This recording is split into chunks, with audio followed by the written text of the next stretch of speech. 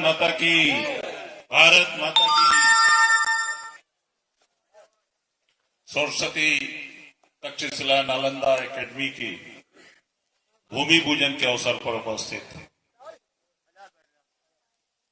विदिशा जिले के माटी के सपूत पूरे देश में मध्य प्रदेश विदिशा का नाम करने वाले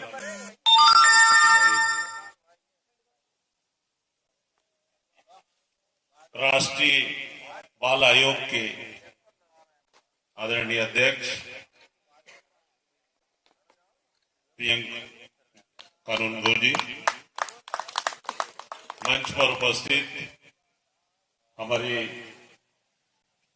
मार्गदर्शक आदरणीय वकील साहब, भाई गौरव सक्सेना जी, जिनकी वजह से आज हमें प्रियंक जी को सम्मान करने का मौका मिला। यहाँ उपस्थित विदिशा जिले के सभी कविगण, मैं आपका भी भैरव जी की इस नगरी में स्वागत करता हूँ।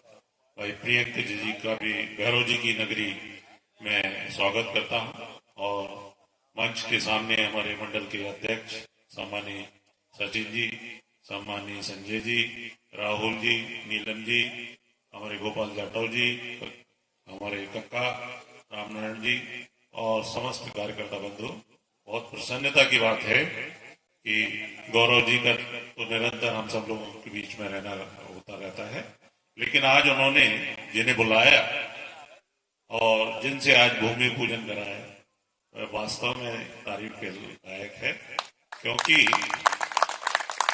राष्ट्रीय बाल आयोग कोई छोटी मोटी संस्था नहीं है और उसका जो काम मैं व्हाट्सएप में, फेसबुक में आपके सब गतिविधियां जो पूरे देश में चल रही हैं देखता हूं, मुझे लगता है कि वास्तव में एक सही व्यक्ति को एक सही सम्मान हमारी भारतीय जनता पार्टी की सरकार ने दिया है। मैं इसलिए हमारे देश के महान नेता, भारत के प्रधानमंत्री, जिनके की अनुशंसा से आपकी उस महत्वपूर्ण पद पर नियुक्ति हुई है, उनका भी मेरी क्षेत्र की जनता की तरफ से, विदिशा जिले की जनता की तरफ से बहुत बहुत आभार व्यक्त करता हूं। एक योग्य व्यक्ति को योग्य स्थान पर देकर उन्होंने जो अनुकंपा की है, जो हम लोगों पर कृपा की है, खासतौर से विदिशा जिले के लिए मैं बहुत बहुत उनका, पूरे भारतीय जनता पार्टी की जो सरकार है उनका बहुत बहुत आभारी हूं। साथियों, प्रियंक जी से मेरा बहुत ज्यादा वास्ता नहीं पड़ा, लेकिन आपके पिताजी से, आपकी माताजी से हमारे बड़े प्रगाढ़ संबंध थे और हमेशा वकील साहब से और डॉक्टर साहब से हम लोग निरंतर मिलते रहते थे। और आज बड़ी प्रसन्नता की बात है कि ऐसे व्यक्तित्व को हम सब यहाँ सम्मानित कर रहे हैं। भाई गौरव जी को इस विद्यालय की जो नींव रखी है, भूमि पूजन रखी है, मैं बहुत बहुत शुभकामनाएं देता हूँ कि वे निरंतर प्रगति की ओर चले और इसी तरह क्षेत्र में हमारे सब लोगों के साथ मिलजुल कर काम करें। आपका यहाँ हम सबको जो सम्मान दिया, बहुत बहुत धन्यवाद। जय हिंद, जय भारत। बहुत बहुत धन्यवाद आदरणीय बड़े भाई साहब, आपने जो बात कही है निश्चित तौर पर अक्षरशः सत्य है और ये हमारे लिए निश्चित तौर पर विदिशा जिले के लिए अत्यंत गौरव का क्षण है कि एक ऐसे व्यक्तित्व को दिल्ली से देखते हैं तो हमें अच्छा लगता है, मन प्रसन्नता से भर जाता है जब उनके कार्य की सर्वत्र प्रशंसा होती है। और हकीकत में हम भी देखते हैं, मैंने देखा था कि बाबू साहब ने जिसका जिक्र किया, लगा भाई साहब 5000 से ज्यादा बच्चों को निःशुल्क एक ऐसा मेला लगवाया गया जिसमें उनके लिए खेलने कूदने और खाने की सारी व्यवस्था निःशुल्क थी। इस तरह के आयोजन कर पाना निश्चित तौर पर एक बड़ा काम होता है। हम सभी जोरदार ताली बजाकर उनका उत्साही बढ़ाएं, स्वागत करें, वंदन करें। इस तरह के काम करते रहें और हम सभी आपके पत्ताए मार्ग पर चलते रहें। मैं उन्हें 4 पंक्तियों से आमंत्रित करता हूँ कि जो ये बात है, हम अधिकतर बात तो करते रहते हैं कि नए कमरे में अब चीजें पुरानी कौन रखता है। एक स्कूल का जो बच्चों की सबसे महत्वपूर्ण चीज होती है उसका उद्घाटन सही व्यक्ति द्वारा कराना, उसका बचपन बचा रहे, इसके लिए प्रयासरत है भाई साहब। नशा मुक्ति के लिए आपके द्वारा किए गए बहुत सारे काम मुझे अनाज इन 4 पंक्तियों से कि नए कमरे में अब चीजें पुरानी कौन रखता है, परिंदों के लिए कुंडों में पानी कौन रखता है, एक आप ही हैं जो संभाले हैं इस घर की गिरती हुई दीवार को, वरना सलीके से बुजुर्गों की निशानी कौन रखता है। एक बार जितने लोग हैं जोरदार, मेरा मन नहीं भरा इधर, पता नहीं क्यों पीछे लोग बैठे हाथ बांधे बैठे। ये आपका गौरव है कि एक इतना बड़ा व्यक्तित्व आपके बीच यहाँ पे इतनी सहजता से बैठा है। एक बार सारे लोग अपने हाथों को उठाकर जोरदार तालियां बजाएं। आमंत्रण का जो मन है वो यहाँ से हम सभी को निवेदन दें, आशीर्वाद दें। आदरणीय प्रेम कानून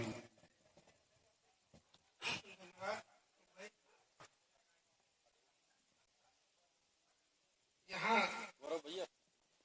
आज मंचासी विदिशा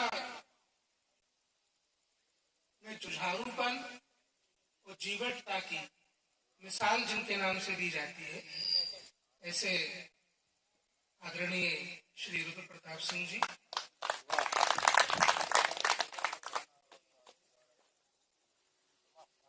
यहाँ हम सबको जोड़ने वाले, मुझे यहाँ आने का अवसर देने वाले, विद्यार्थी परिषद, छात्र जीवन से ही विद्यार्थी परिषद के माध्यम से लगातार राष्ट्रवादी विचार को प्रज्वलित प्रसारित करने में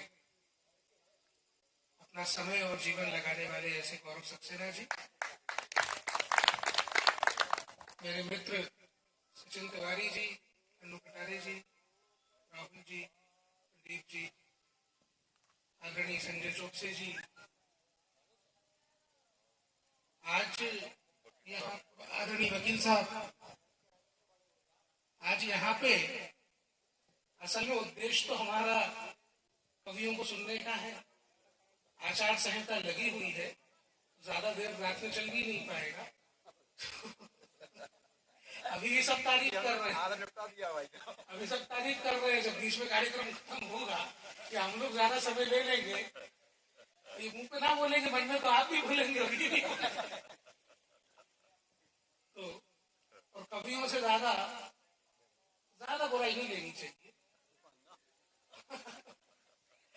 एक ये सब लोग कुमार विश्वास जी की परिपाटी पे कवि, राष्ट्रवादी कवि, राष्ट्रवाद की रूपों में कुमार विश्वास जी एक पार्टी में चले गए, तो वो मुख्यमंत्री नाराज हो गए उनसे, तो रोज गाली गलौज होती है दोनों की। अपन को ऐसी किसी परिस्थिति का सामना नहीं करना, इसलिए कवि सम्मेलन की मर्यादा बनी रहे, कवि सम्मेलन की गति से चले। आप सभी ने मुझे आपके बीच में आने का अवसर दिया, इसके लिए आप सभी को प्रणाम करता हूँ, आप सभी का अभिवादन करता हूँ। आपसे केवल एक निवेदन है कि अपने बच्चों को नशे की बुराई से बचाने के लिए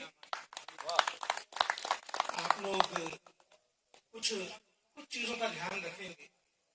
उनके सामने नशे का सेवन ना करें, उनके स्कूलों के आसपास से नशे की दुकानें हटवा दें।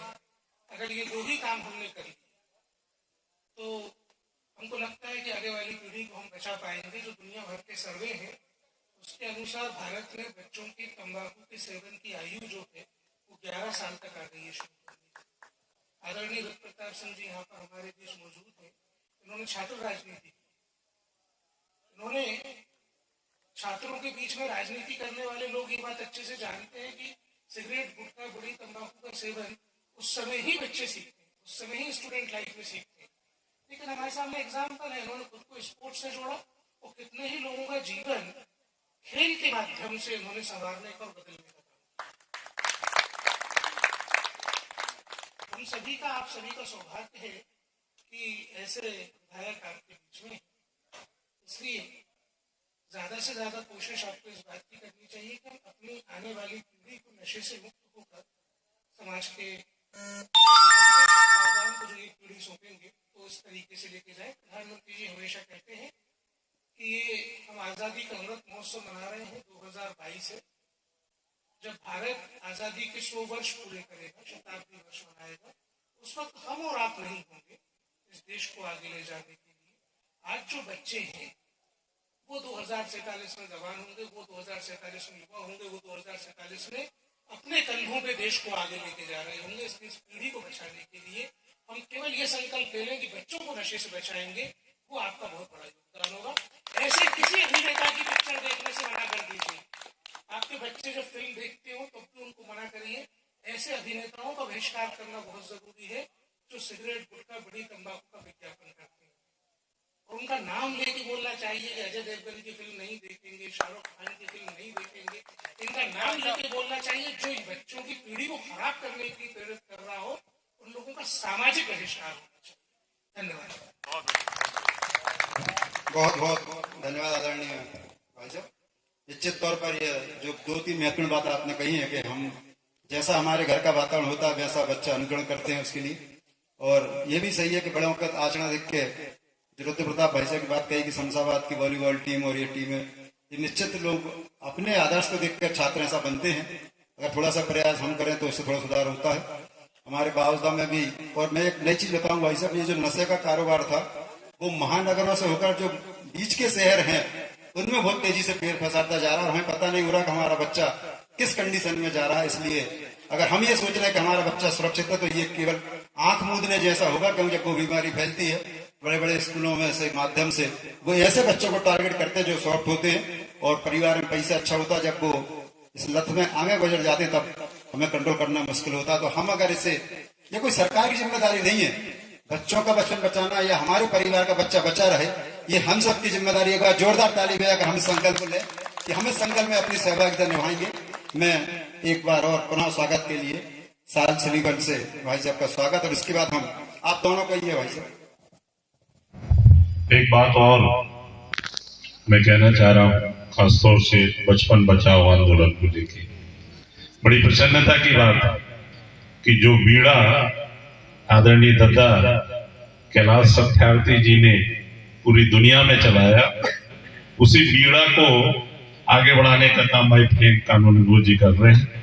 मैं ईश्वर से प्रार्थना करता हूं कि इस लड़ाई में उन्हें भरपूर सहयोग और आशीर्वाद प्रदान करें। और विदिशा जिले से ये बचपन बचाओ आंदोलन का मुझे याद है, जब मैं दद्दा से मिलने जाता था तो संघर्ष करते हुए मैंने उन्हें कई बार देखा है और बहुत विपरीत परिस्थितियों में भी, अस्पताल में भी मैंने उन्हें देखा है कि दद्दा और भाभी जी, दद्दा से मतलब कैलाश सत्यार्थी जी जिन्हें नोबेल पुरस्कार मिला और उन्हीं के पद चिन्हों पर प्रियंक जी चल रहे हैं। प्रियंक जी के पिताजी और दद्दा की बहुत खास मित्रता थी। मतलब जो विदिशा में बुद्धिजीवी वर्ग जैसे हम लोग कहते थे, तो उसमें आपके पिताजी और दद्दा बहुत विचारों में बहुत ज्यादा समानता थी। और कई बार मैंने देखा तिलक चौक पे, जब डॉक्टर साहब का क्लिनिक वहाँ तिलक चौक पे था, तब जो है दद्दा जब वापस आते थे दिल्ली से तो आदरणीय वकील साहब के पास जरूर बैठा करते थे और उसी बीड़े को लेकर प्रियंक जी काम कर रहे हैं। भगवान से मैं प्रार्थना करता हूँ कि उन्हें निरंतर इस काम में सहयोग दें। और हम सब भी, मेरा तो बचपन से ही नशे और इन सारी बातों से बड़ा, कॉलेज में भी बहुत बड़ा झगड़ा चलता था, क्योंकि एक वर्ग ऐसा था जो राजनीति में नशे के माध्यम से लोगों को इकट्ठा करता था और उनका दुरुपयोग करते थे चुनाव में छात्र जीवन। हमारा संघर्ष वहीं से चला करता था और हमने वास्तव में बहुत प्रयास किए और खेल के माध्यम से, सकारात्मक काम के माध्यम से हमने जो है बहुत से लोगों को नशे से दूर करने का काम किया। आज पुनः इस मंच पे चूंकि बात निकली, इसलिए मैंने कहा दद्दा की बात मुझे याद आई कि दद्दा निरंतर पूरी दुनिया में बचपन बचाओ आंदोलन के माध्यम से काम कर रहे हैं और उसी काम को आदरणीय प्रियंक जी भी पूरा सहयोग प्रदान कर रहे हैं। इसके लिए मैं उनका बहुत धन्यवाद अदा करता हूँ। जय हिंद। हम एक बार पुनः साल से निकल से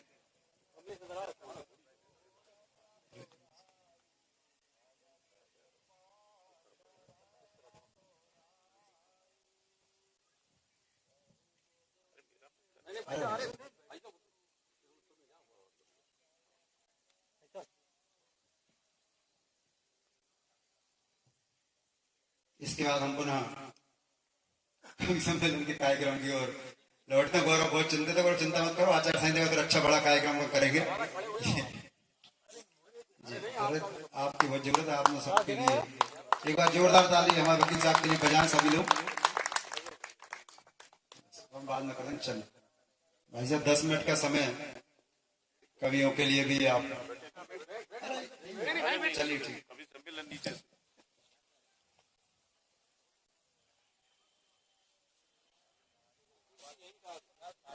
जी कुर्सियां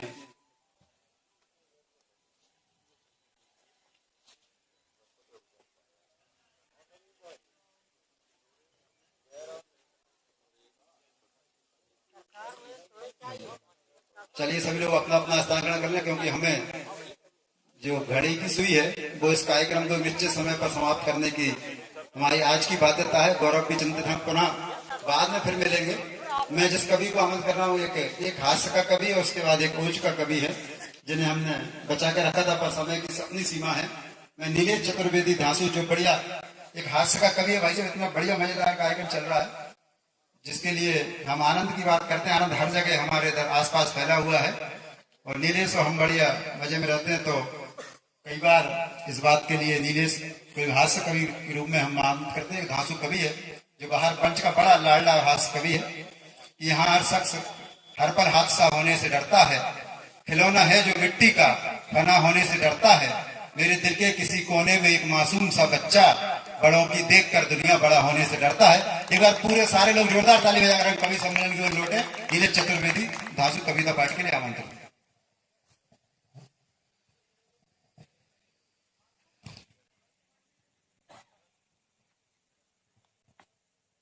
सभी श्रोताओं का, अतिथियों का बहुत बहुत स्वागत है और आपने इतना मान बढ़ाया हम सभी लोगों का, हम आपके बहुत बहुत आभारी हैं।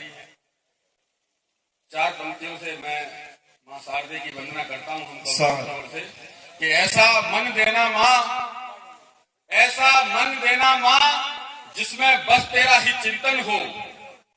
आप प्रियंक जी से के माध्यम से प्रियंक जी को सौंपता हूं और उनका जो मन क्या कहता होगा, उनका मन कि ऐसा मन देना मां जिसमें बस तेरा ही चिंतन हो, ऐसा तन देना मां जो तुझ पर हंसते हंसते अर्पण हो। नेताओं की चरण वंदना ना झूठा सम्मान लिखे और कलम उठे तो केवल तेरी गाथा और जयगान लिखे। कलम उठे तो केवल तेरी गाथा और बहुत बढ़िया। अभी आपने एक घटना सुनी होगी कि हमारे भारत देश का झंडा जब यूक्रेन की गाड़ी पर लगा रहता था, जब हमारे भारत के बच्चे जो यूक्रेन में पढ़ रहे थे तो वो वापस आ रहे थे, तो वहां जब गाड़ी पर तिरंगा लगा होता था तो वहां चाहे वो रूस के सैनिक हो चाहे वो यूक्रेन के सैनिक हो, हर सैनिक उस झंडे को सल्यूट करता था और एयरपोर्ट तक उन बच्चों को छोड़ा जाता था। बहुत ये बढ़िया। हमारे देश के ध्वज का सम्मान था। उसके लिए चार पंक्तियां कहना चाहता हूं कि भारत का दबदबा हर देश पर भारी है, भारत का दबदबा हर देश पर भारी है, भारत का हर माल सरकारी है और आतंकी भेड़ियों हमारे देश की तरफ सर उठाकर मत देखना, क्योंकि हमारे हनुमान जी का तो अमेरिका तक पुजारी है, हमारे हनुमान जी का तो अमेरिका तक पुजारी है। मेरी देशभक्ति पूरी हो चुकी है और ये अंतिम सीमा थी सबकी। इससे ज्यादा देशभक्ति मेरे बस की बात नहीं है। मैं हास्य कवि हूँ, आनंद लीजिए, ठहाके लगाइए, खुशियां मनाइए।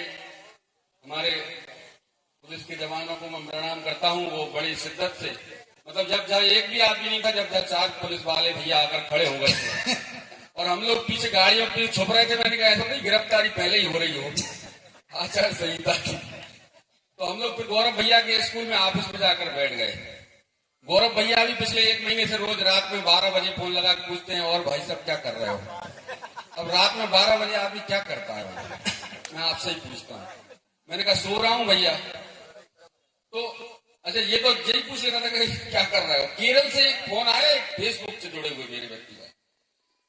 अब ये इतने अनजान लोगों को जोड़ देता फेसबुक, कभी कभी नुकसान भी हो जाता है। उसका फोन आया रात में 2 बजे, कहले क्या कर रहे हो। मैंने कहा सो रहे हैं भाई साहब। कहले क्या पहने हो, मेरे कपड़े पहने। कहले अच्छा, तो कहले सुबह कितने बजे उठोगे। उस दिन से मैंने फेसबुक का जो मैसेंजर है ना वो डिलीट कर दिया। तो मैं एक पैरोडी की जो रचना जिसकी डिमांड आई है मैं उसको सुना देता हूँ। तो हम लोग रिसेप्शन में जाते हैं, आपने देखा होगा रिसेप्शन में जो सुरुचि भोज होता है उसमें हम लोगों को ये अंग्रेजों का कल्चर था। उनको वहां का जो रिसेप्शन होता था वो थोड़ा सा खाते थे, ज्यादा बतियाते थे और घर चले जाते थे। यहाँ उल्टा हो गया, जहाँ ज्यादा खाते हैं हम बतियाते हैं और घर चले जाते हैं।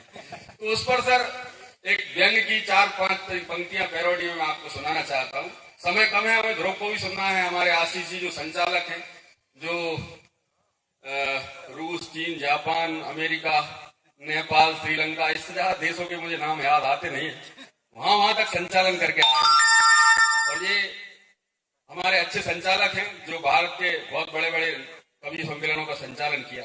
तो बस पैरोडी की एक हास्य रचना आनंद लीजिएगा और पीछे तक ताली बजाकर मुझे आशीर्वाद दीजिए, कहा के लगाइए कि कर चले सारा हलवा खत्म साथियों, कर चले सारा हलवा खत्म साथियों, अब तुम्हारे हवाले बर्तन साथियों। वाह वाह, कर चले सारा हलवा खत्म साथियों, अब तुम्हारे हवाले बर्तन साथियों।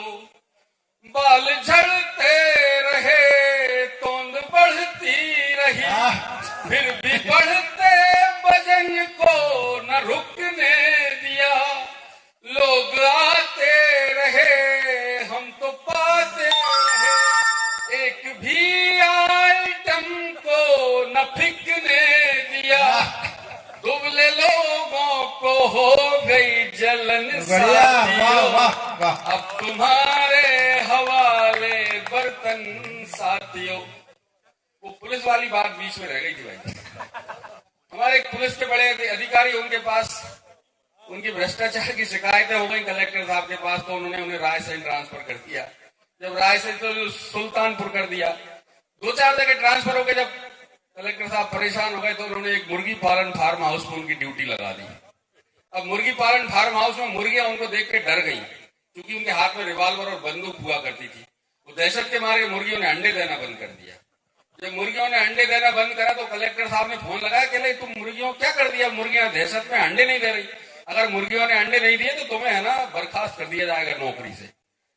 रात में पुलिस वाले अधिकारी भैया ने उनको जाके धमकाया, कह लगे सुनो मुर्गियों, मेरी नौकरी का सवाल है, अगर कल सबने 2-2 अंडे नहीं दिए तो मैं सबको कसाई को बेच दूंगा। सुबह आकर देखते हैं साहब सारी मुर्गियों के पिंजरे में 2-2 अंडे रखे थे। एक मुर्गी के पिंजरे में एक अंडा था, उन्हीं को दुनाली बंदूक बढ़ा ली साहब ने और कह लगे क्या हो मुर्गी, सारी मुर्गियों ने 2-2 अंडे दिए, तूने एक अंडा क्यों दिया? कह लगे साहब मैंने आपके डर के मारे दे दिए, वैसा तो मैं मुर्गा हूं। तो ये समस्या हम लोगों के साथ चलती रहती है। जाए मुर्गी अंडा दे रहा है आज तो टाइम के हिसाब से मुर्गी दे रहा है आज तो, अभी हम लोग दो दे रहा है। अभी हम लोग रानी कमलापति, जो पहले जिसका नाम हबीबगंज स्टेशन हुआ करता था, हम देखने गए, बिल्कुल एयरपोर्ट की स्टाइल में वो स्टेशन बना हुआ है। बड़ा आनंद आया और आप भी जाइए कभी, देखिए कि क्या काम कर रहे हैं सरकार हमारी। तो मैंने देखा बहुत बढ़िया काम चल रहा था, लेकिन जब लोगों को विरोध करना होता है, हम कवियों पर भी आरोप लगता है, कहने लगे आप सरकार की तारीफ करते रहते हैं। मैंने कहा भैया जो हम चाहते थे 370 हट गई, राम का मंदिर बन रहा है, जो हम चाहते थे वो काम हो रहा है, तो अपने सिर में थोड़ी खुजली चल रही है। तो मैंने कहा ट्रेन में एक व्यक्ति आए तो कहने लगे भैया, मैंने कहा क्या बात, क्या परेशानी है? कहने लगे भाई साहब वो जो ट्रेन में शौचालय है उसकी जो जंजीर है वो छोटी है। तो मैंने कहा इसमें क्या परेशानी है? कहने लगे छोटी है भाई साहब, जो व्यवस्थाएं ठीक नहीं है। तो मैंने क्या समस्या है? कहने लगे वो समस्या, बोलिए भारत माता की।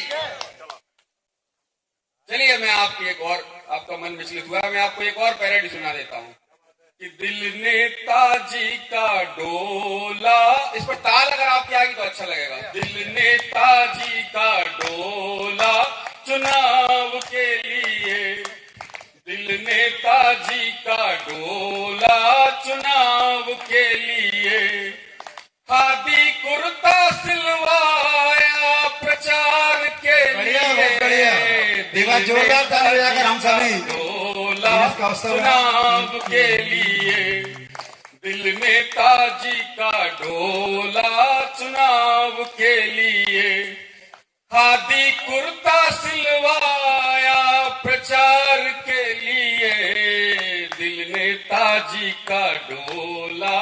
ताली के बजाओगे यही लाइन बदूर सुनाता रहूंगा कि ये राजनीति बीमारी। अच्छा लगा आपने टोक दिया मुझे, मैं अब तटस्थ कविता पढ़ता हूं। ये राजनीति बीमारी कुर्सी से हो गई यारी, फंस गई जनता बेचारी 5 साल के लिए, दिल नेताजी का डोला चुनाव के लिए, दिल नेताजी का डोला चुनाव के लिए। भाई तो जहां तो ठीक ठाक है, मैं ग्वालियर में गए कवि सम्मेलन में, तो मैं कविता पढ़ रहा था और वीर से कवि भी अपनी फूल में पले बड़े हुए हैं मेरे आचरण, जानता नहीं हूँ गीत का अभी मैं व्याकरण। तो एक काला सा 6 फीट का लंबा डंडा लेके एक आदमी वहां से निकला, तो वो बेचारा जो कवि पढ़ रहा था उसका स्वर बदल गया, धूल में पले बड़े हुए हैं मेरे आचरण, जानता नहीं हूँ गीत का अभी मैं व्याकरण। तो वो जब दोबारा डंडा लेकर निकला तो कवि भयग्रस्त हो गया। उसने कहा क्या बात है? कहने लगे नहीं तू तो पढ़, मुझे तुझसे कोई दिक्कत नहीं, मैं तो उसे ढूंढ रहा हूँ जिसने तुझे यहाँ बुलाया।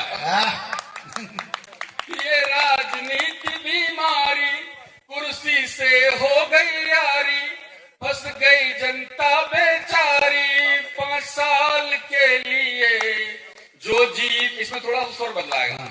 अंतिम 4 पंक्तियां सुनाकर अपना स्थान ग्रहण करता हूं कि जो जीत गया है वो, या जो जीत जाएगा वो, जो जीत गया। सरपंची के चुनाव को ध्यान में रखते हुए सुनिए, जो जीत गया है वो उड़ाएगा जनता के, लेकिन वो कोई काम न आएगा। गिरगिट बन गए ये सारे भ्रष्टाचार के लिए, दिल नेताजी का डोला चुनाव के लिए। बहुत बहुत धन्यवाद, बहुत बहुत धन्यवाद। एक बार जोरदार ताली बजाकर नीलेश को हम मन बना। और इसी क्रम में मैं आमंत्रित कर रहा हूँ ध्रुव शर्मा बेचैन, जो कविता पाठ के लिए आमंत्रित था। भाई साहब 5 या 7 मिनट का समय और हम लोगों को चाहिए, उसके बाद हम इस कार्यक्रम को समापन की ओर ही ले जाएंगे। धरोहर हम 2 कई बच्चे, 5 मिनट का समय, धरोहर 5 मिनट का समय। स्वागत। सब अक्षर और ज्ञान की अधिष्ठात्री माता शारदे को प्रणाम करता हूं। आप सभी की महीनी उपस्थिति को प्रणाम करता हूं। नटेरन आके बहुत अच्छा लगा। कविता के क्रम में हूं, समय की अपनी सीमाएं हैं। आदरणीय प्रियंक जी भाई साहब की उपस्थिति यहाँ होती है। बहुत सारे लोग यहाँ पर परिचित बैठे हुए हैं। इस क्षेत्र के यशस्वी और लोकप्रिय पूर्व विधायक और वर्तमान विधायकी भी जिनके घर में है, आदरणीय रुद्र प्रताप जी की यहाँ पर उपस्थिति है। देश का वातावरण एक नए मापदंड को निर्धारित कर रहा है। एक नया राम राज्य स्थापित इस देश में हो रहा है। पहले कुछ यूं हुआ,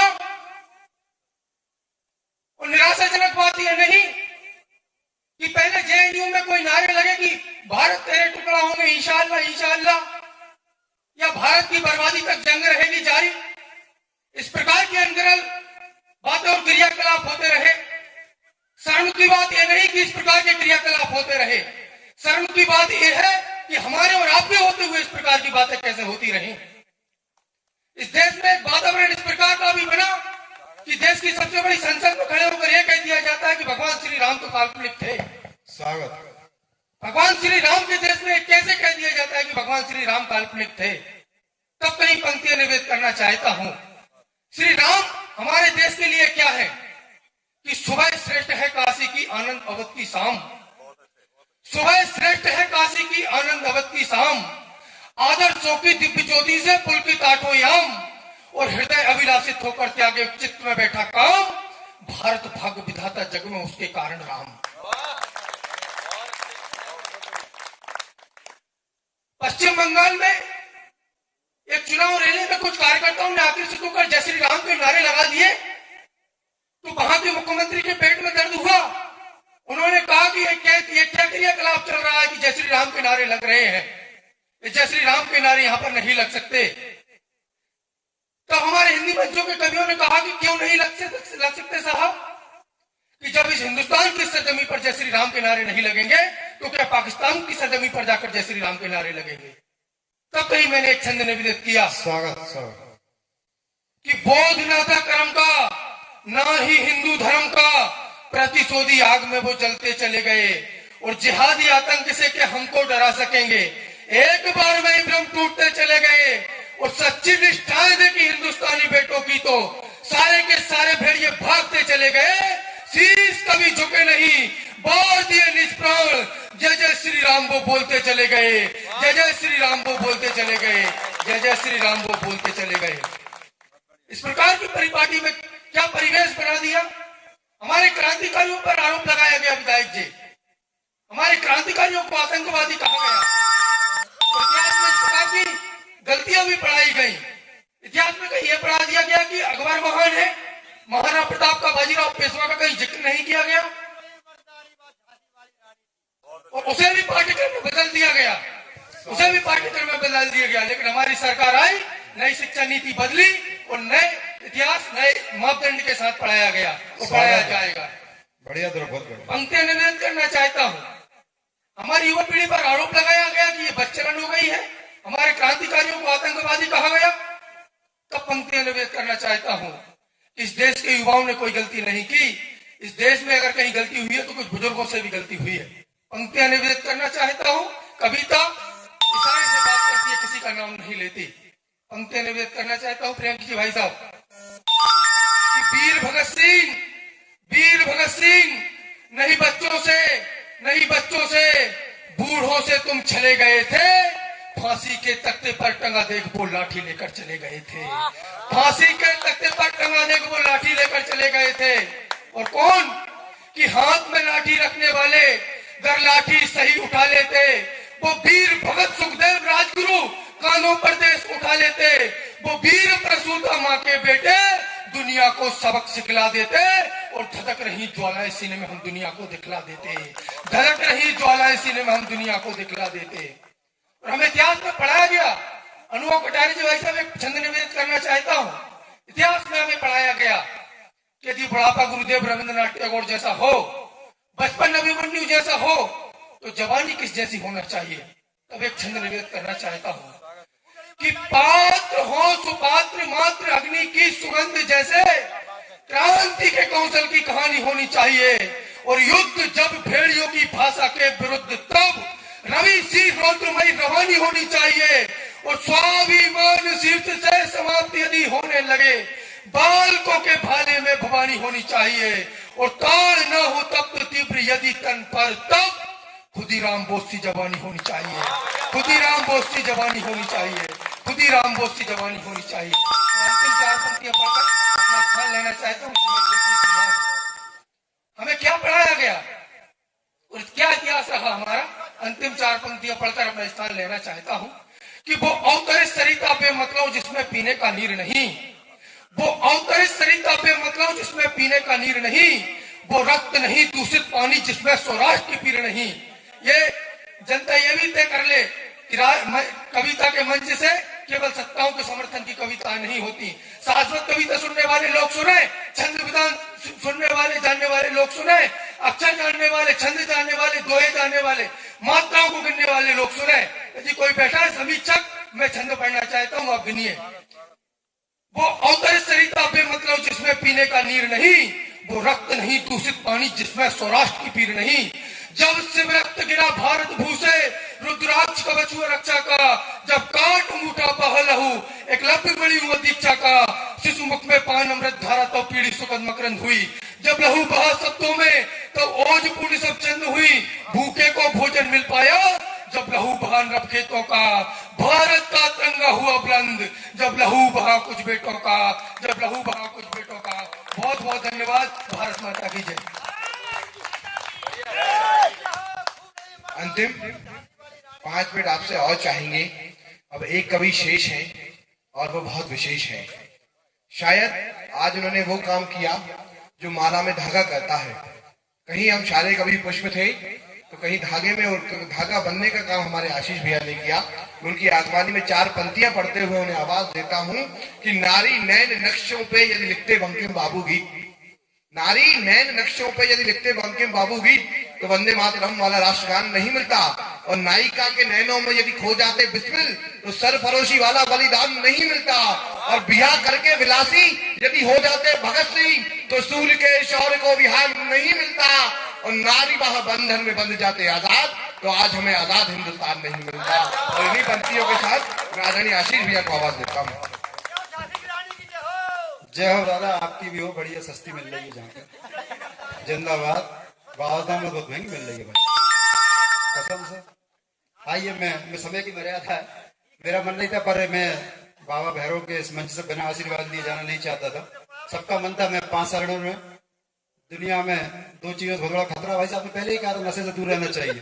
पर मैं कह रहा हूँ बुढ़ापा बचाव भी कार्यक्रम चला होगा, बचपन के साथ बुढ़ापा से भी खतरा है। दोनों चीजें चलाना पड़ेगी, तब चीजें बन के मजा आएगा। क्या जितना खतरा बच्चों नहीं, उतना तो उनसे हो रहा है। अब वो हमारे बड़े नेता मध्य प्रदेश के, वो अपने नेता के लिए बहु ढूंढने जाते हैं, गुटकी लेके जाते हैं। आप सबको पता है भाई साहब। आइए, मैं बात करता हूँ। सारे को अच्छा पड़ा, बहुत अच्छा लगा आप सब यहाँ पे आए। थोड़ी सी सबको ये लगा कि थोड़ा सा मन उतना नहीं मिला इतना चाहिए। मैं 4 पंक्ति पढ़ता हूँ सभी के लिए कि जो दिल से निकलती है वही दिलों तक जाती है, जो दिल से निकलती है वही दिलों तक जाती है। नदियां खुद ब खुद समंदरों तक जाती हैं। ये बताया है, ये सिखाया है हमें हमारे बुजुर्गों ने। जो राहें कांटे भरी हो वही मंजिलों तक जाती है, जो राहें कांटे भरी हो। एक बार थोड़ा सा मन बनाई कार्यक्रम 5 मिनट लेता हूँ। क्या जरूरत है हमें राष्ट्र वंदना करने की? 2 शब्द याद रखिएगा। एक दादा आप भी सुन लो, स्वर की जरूरत है। कि तू अगर परिंदा है तो ये आसमान तेरा है, और अगर दरिंदा जिसकी मर्जी हो तो कहते वंदे मातरम बोलेंगे, जिसकी मर्जी हो नहीं बोलेंगे। क्यों नहीं बोलोगे? आप से हिंदुस्तान के संविधान में प्रेम कानून जो बैठे 2 गीतों को हमने मान्यता दी है। एक को जनगण मन कहा, एक को वंदे मातरम कहा। एक वहां मित्रों ने कहा